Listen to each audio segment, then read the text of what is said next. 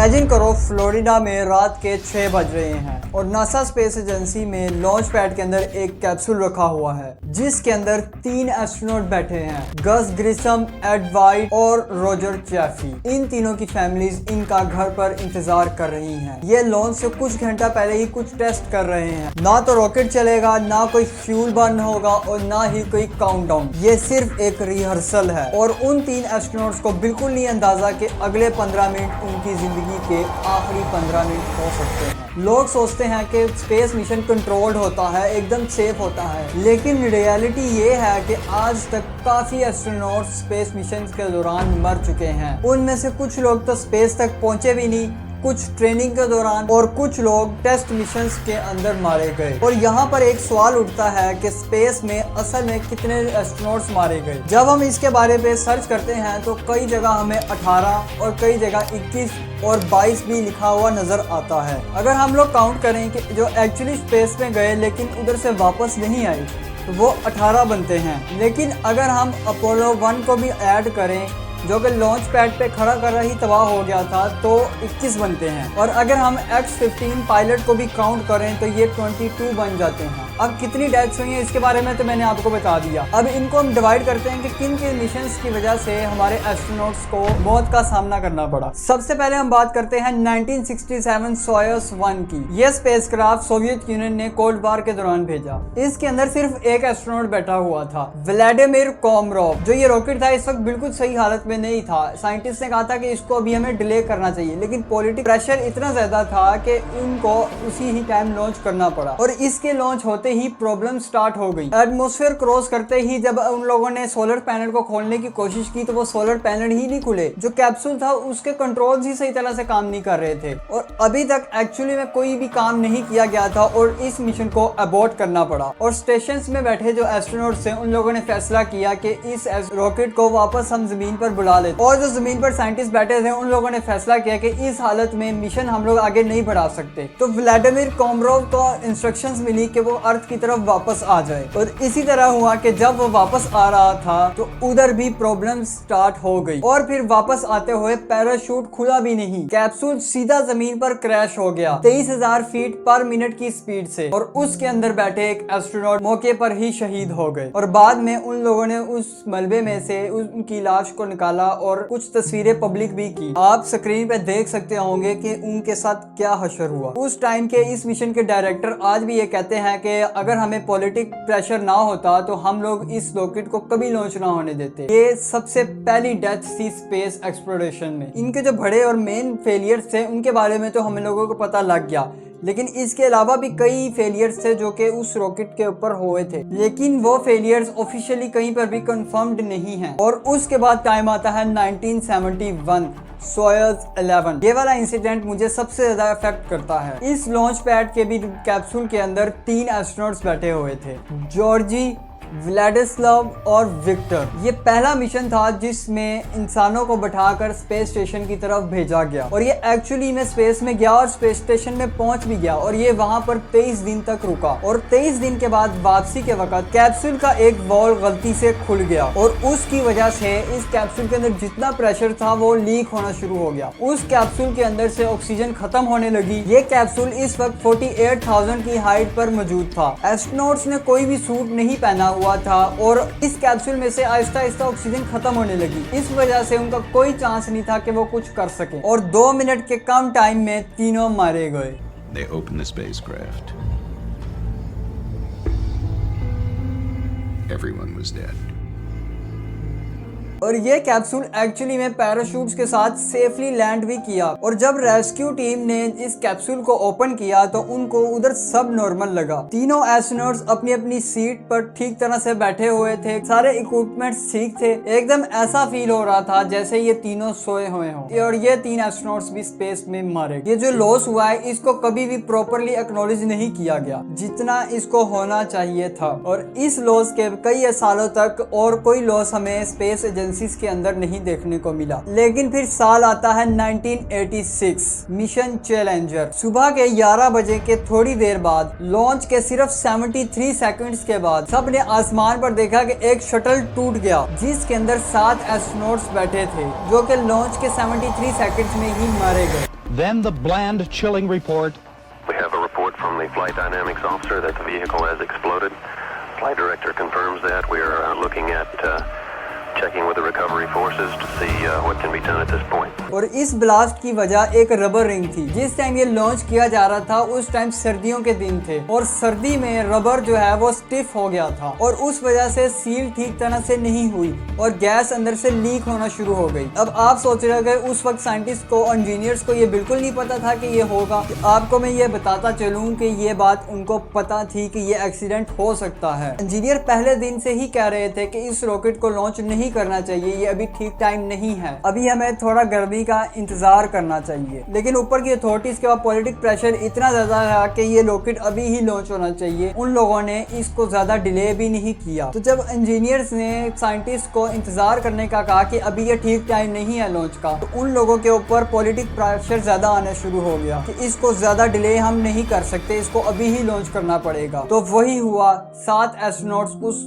Capsule के अंदर बैठे और ये रॉकेट लॉन्च होते ही 73 सेकंड्स के अंदर ही तबाह हो गया। और पॉलिटिक प्रेशर्स की वजह से अब ये दूसरा रॉकेट था जो कि तबाह हो गया। साइंटिस्ट को ठीक तरीके से फ्री विल नहीं दी गई और उनके ऊपर प्रेशर बनाया गया कि ये अभी ही लॉन्च होना चाहिए। ना तो उन 7 एस्ट्रोनॉट्स की सेफ्टी का ध्यान रखा गया, ना ही ये सोचा गया कि इनको सामने से बताया जा रहा है कि ये एक्सीडेंट हो सकता है। और इसके बाद हमें एक और एक्सीडेंट देखने को मिलता है, 2003 कोलंबिया। ये एक अलग तरह का दुख है। कोलंबिया सेफली लॉन्च भी हुआ और स्पेस तक भी पहुंचा, मतलब कि अपने मिशन के सारे गोल्स वो कंप्लीट कर चुके थे। सब कुछ ठीक था, एक्सपेरिमेंट्स हो रहे थे, क्रू एकदम खुश था, जो छोटे छोटे फॉल्ट्स निकलते थे वो उसी वक्त ही सॉल्व कर लिए जाते थे। और 16 दिन गुजरने के बाद इनका अर्थ पर वापस आने का डिसाइड हुआ और इन लोगों ने अपने एग्जॉस्ट अर्थ की तरफ चला दिए और ये री एंट्री के लिए तैयार थे। ये 39,000 किलोमीटर पर आवर्स की स्पीड से एटमॉस्फेयर के अंदर एंटर हुए और इस कैप्सूल के ऊपर पड़ने वाली हीट सन से निकलने वाली हीट के इक्वल थी। और इस वक्त तक ये एस्ट्रोनॉट्स नहीं जानते थे कि ये जिस कैप्सूल के अंदर बैठे हैं इसके विंग्स पे एक होल है, जो कि लॉन्च के वक्त ही हुआ था। एक फोम का टुकड़ा टूटकर इसके विंग पे लगा और एक होल हो गया,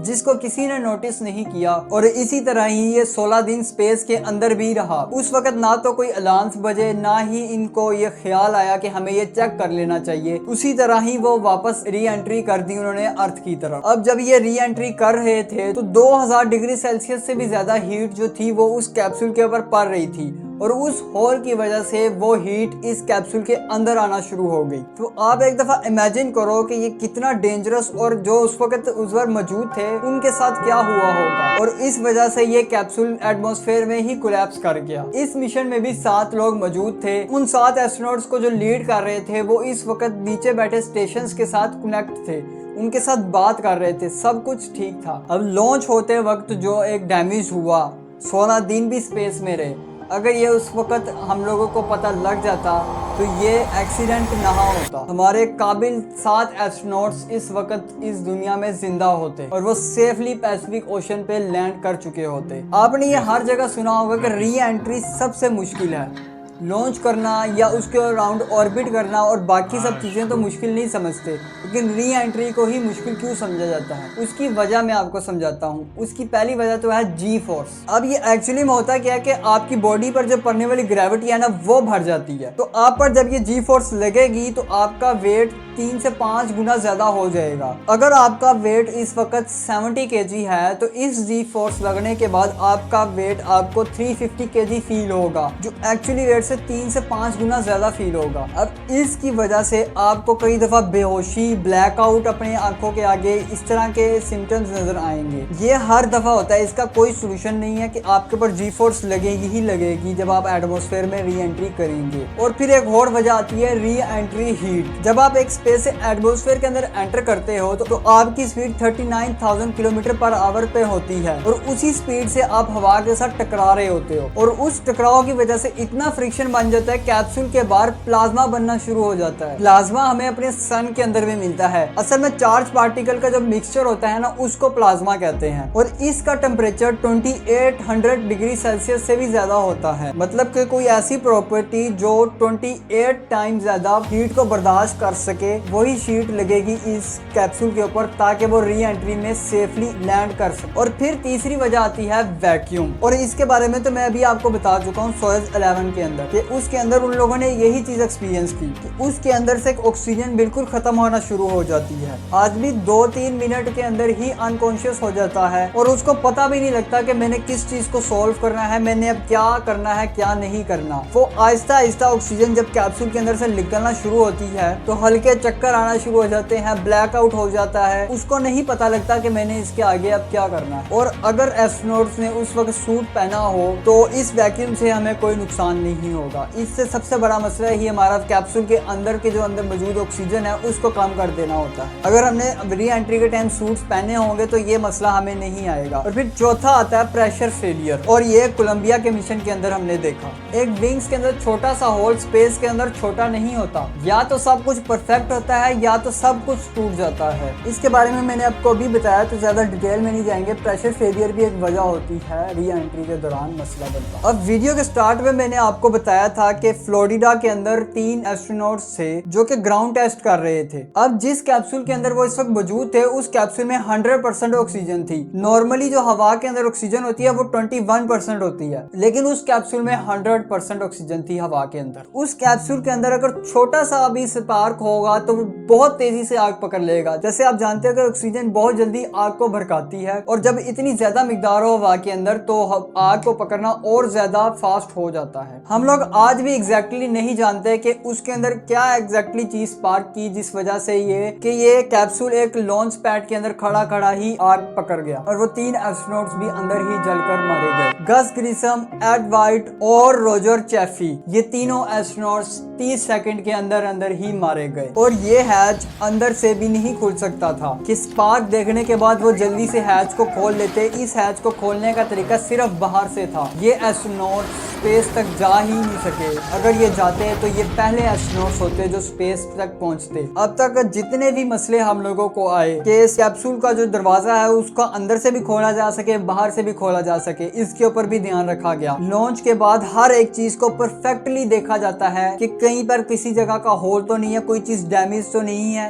इस सब को भी देखा जाता है। हमें हर एक एक्सीडेंट के बाद पता लगता है कि हमें इस चीज पर भी ध्यान देना चाहिए, जबकि मुझे लगता है कि इस पे पहले से ही काम कर लेना चाहिए। आपको हर एंगल से देखना चाहिए कि ये चीजें हमें नुकसान दे सकती हैं और फिर उसको ठीक किया जाए। और अब मैं आपको बात करता हूं जो 2026 में हुआ 1 अप्रैल को, आर्टेमिस 2। इस कैप्सूल के अंदर 4 एस्ट्रोनॉट्स मौजूद हैं और ये आर्टेमिस 1 के बाद लॉन्च किया गया आर्टेमिस 2। आर्टेमिस 1 जो था वो चेक करने के लिए था कि हम इसे ह्यूमंस को इसके अंदर बैठा सकते हैं कि नहीं, और आर्टेमिस 2 के अंदर एक्चुअली ह्यूमंस को बैठाकर भेजा गया और वो मून के ऊपर लैंड नहीं करेंगे, वो सिर्फ उसका फ्लाई बैक करके वापस आएंगे। और लेकिन जो आर्टेमिस 3 होगा उसमें एक्चुअली लैंडिंग करेंगे मून के ऊपर। अब ये आर्टेमिस जो 2 है, इस वक्त जब मैं रिकॉर्ड कर रहा हूँ तो ये वापस आ चुका है अर्थ के ऊपर। इसकी री एंट्री परफेक्टली हुई और सब कुछ एकदम परफेक्ट रहा।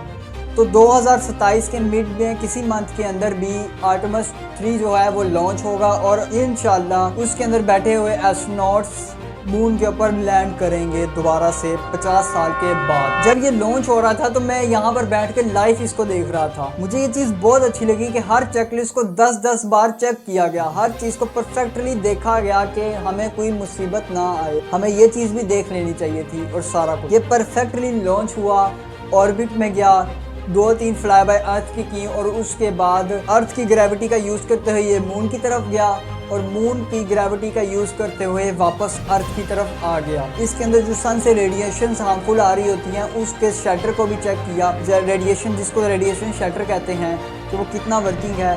कम्युनिकेशन को चेक किया कि हम कम्युनिकेट एक दूसरे के साथ और जो अर्थ पर स्टेशन मौजूद है उसके साथ कम्युनिकेट कितना अच्छा कर सकते हैं। इस तरह की छोटी मोटी चीज़ें कि हम एक्चुअली में मून पे लैंड करवा सकते हैं ह्यूमंस को कि नहीं, वो सब चेक करने के बाद अर्थ पर वापस आए और री एंट्री की। परफेक्टली री एंट्री थी, पैसिफिक ओशन में ये लैंड किए वहां से यूएस नेवी आर्मी ने इनको रेस्क्यू किया और ले गए। मैं कुछ क्लिप्स आपको इस सब के दरमियान लगा के दिखा भी दूंगा और ये बहुत ही खुशी की बात थी कि हम लोग दोबारा से अब मून की तरफ जाएंगे और ज्यादा देर नहीं है, वो अब 2027 के मिड के अंदर कहीं कभी भी ये लॉन्च हो सकता है। आप लोग कह रहे होंगे कि स्पेस एक्सप्लोरेशन ब्रूटल है, बहुत डेंजरस है, हमें नहीं करना चाहिए ये सब कुछ, लेकिन मेरा ये मानना नहीं है। आर्टेमिस 2 का भी तो मिशन गया और बाकी भी तो मिशन गए थे अपोलो के। आज भी जो है हमारे स्पेस स्टेशन के अंदर एस्ट्रोनॉट्स और साइंटिस्ट हैं वो मौजूद हैं, तो ये गलती स्पेस की नहीं है। हम इंसानों की तरफ से होने वाली जो गलती है उसको स्पेस कभी माफ नहीं करता। हमारी एक गलती उस कैप्सूल के अंदर बैठे सारे एस्ट्रोनॉट्स को एक झटके में मार सकती है। तो ये हमें बताता है कि हमें सेफ्टी को कितना ज्यादा अहमियत देनी चाहिए। और आज की वीडियो मैं इधर ही खत्म करता हूँ। अगर मैंने कोई ऐसा एक्सीडेंट मिस कर दिया हो जो कि हुआ हो